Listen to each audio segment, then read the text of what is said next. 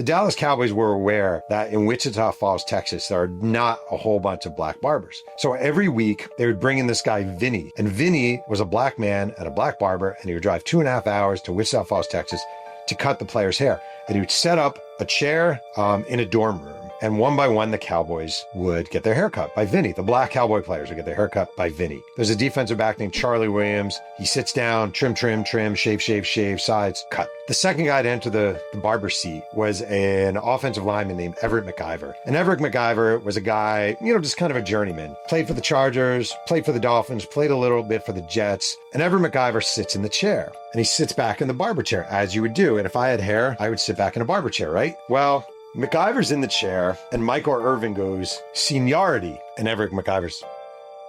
And Irvin's like, f***ing seniority. And Everett McIver's like, are you talking to me? Michael Irvin says, get the fuck out of the chair. Everett McIver's not a rookie. Like, this isn't how you treat a non-rookie, right? Everett McIver's not a rookie. And a bunch of the other offensive linemen are in the room. And one of them goes, yo, E, do not get out of that fucking chair. Michael Irvin's like, get the fuck out of the chair. It's my turn.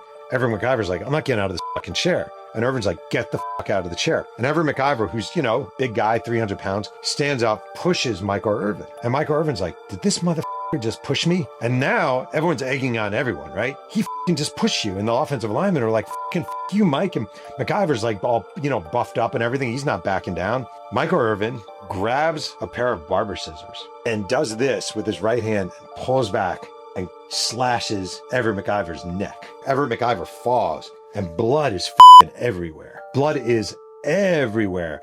And Everett McIver is on the ground with blood, and players run out and they're calling for trainers to come in. And Michael Irvin is stunned that he did this. Stabbing a teammate with a pair of barber scissors in the neck is a crime. And if this gets out, Michael Irvin is going to somewhere. There's no doubt about it. You will be charged with, manslaughter, attempted murder, blah, blah, blah, blah, blah, blah. I don't even know. So the Cowboys do, I wouldn't say the ethical thing, but the wise thing. And they basically pay Everett McIver a decent amount of money not to say anything. Make sure nobody on the team says anything. And nobody ever finds out about scissors to the neck.